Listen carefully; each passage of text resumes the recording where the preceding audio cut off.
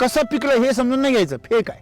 हा म्हणजे जी मानसिकता आहे ना केमिकलची, ही भिनली आहे. जशी दारू भिनते की नाही, तुम्हाला माहिती आहे का, केमिकलची नशा झालेली आहे लोकांनी. जशी लोक म्हणता ना की मातीला आता नशा झाली ना, त्यामुळे केमिकल दिल्याशिवाय पिकतच नाही. हे 2 नंबरला, 1 नंबरला माणसांनाच नशा झालेली. आम्हाला बरेच जण येते ना 052 मारा, कॅल्शियम नायट्रेट सोडा, एखादा हात घ्या बा, बुरशीनाशकाचा हात घ्या. नाशकचा हात घ्या. हा, आळी पडल, फुलं खाईल. चांगला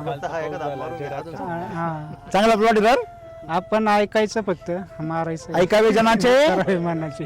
करावे एसीटी वैदिकचे. सर्वे असं सांगतो, सायंटिफिक सर्वे, 35% लोकांमध्ये 15 केमिकलचे रेसिड्यू त्यांच्या रक्तात सापडतात. मला सांगा, ज्यावेळेस तुमच्या रक्तामध्ये अल्कोहोलचं प्रमाण वाढतं तुम्ही नशेडी बनता, ज्यावेळेस तुमच्या शरीरामध्ये केमिकलचं प्रमाण वाढणार आहे तुम्ही केमिकलचेच बनणार आहे ना. तुम्हाला किती जरी ठरवलं तुम्ही, जसं दारुड्या आपोआप दारुड्याच्या दुकानात जातो, तसा केमिकल शरीरामध्ये घुसलेला, रक्तात केमिकल घुसलेला माणूस बरोबर केमिकलच्या दुकानात जातो. सर आत्ताचं उदाहरण आहे, पिंपरी मधला एक शेतकरी, मी लागवडीपासून तर आतापर्यंत 18 महिने मी प्लॉट सांभाळला एसीटी वैदिकवर एससीटी वैद. आणि तिथं एक व्यक्ती आला, हा आला, 2 ऍप्लिकेशन दिले का 4 ऍप्लिकेशन दिले, आले आणि व्हिडिओ काढून गेले. अरे मी 18 महिन्याचा प्लॉट झाला, मी व्हिडिओ काढला नाही त्याचा. ते मला म्हणा का विजिटला नाही आले.